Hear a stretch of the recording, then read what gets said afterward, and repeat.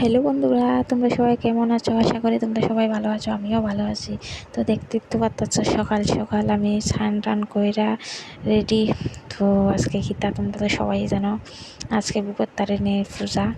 তো বিপত্তারিণীর পূজা বলতে 13 ফলের পূজা ব্রত যে কয় এটা, তো তোমরা তো কম বেশি সবাই জানো। তারপরে এই দেখো আমি স্নান কইরা পড়ছি সকাল সকাল, আর আজকে পড়ছি শাড়ি পূজা করবো, তার জন্য শাড়ি পরে গেছি। তো শাড়ি পরে আমার কেমন লাগতেছে অবশ্যই কমেন্টে তোমরা জানাইও। আর এই দেখো কথা কইতে কইতে আয় বসতে, মানে পূজার সব কিছু ফুল শাড়ি ধুইয়া টুইয়া রেখে দিছি এখানে। তো ধুইয়া টুইয়া রেখে মানে সব কিছু খাইতে উঠতে রেডি করে এলাম। এক কোণে বেলা হয়ে গেছে 9টা, আর সব কিছু কাইটে রেডি কইরা তোমাদের সাথে শেয়ার করবো। তারপরে এই দেখো সব কিছু কাইটে তোমাদের সাথে শেয়ার করতে পারছি না, মানে পূজা ধুয়ে গেছি আর পূজার সময় ভিডিও ক্লিপ নিতে পারছি না। তো এটা পূজার পরে তো কেমন হয়েছে এই দেখো একটু কমেন্টে জানাইও। যে সব কিছু রেডি করে কমপ্লিট করে লেছি, পূজাও কমপ্লিট করে লেছি, তারপরে ভিডিও ক্লিপটা নিয়েছি।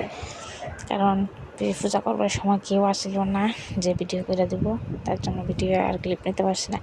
তারপরে যা কমপ্লিট কইরা এই দেখো প্রসাদ বাইরে লেতেছি সবার লাগে, প্রসাদ দিয়া সবাইরে প্রসাদ দিয়ে আমিও বইয়া গেছি প্রসাদ খাইতাম। তো এই দেখো প্রসাদ টসাদ খাইয়া এখানে বইছিলাম, বই দিয়া হেরে একটু ডিস্টার্ব করতেছি। তো এতটুকু এই ব্লগটা কেমন লাগছে কমেন্টে জানাইও। টাটা।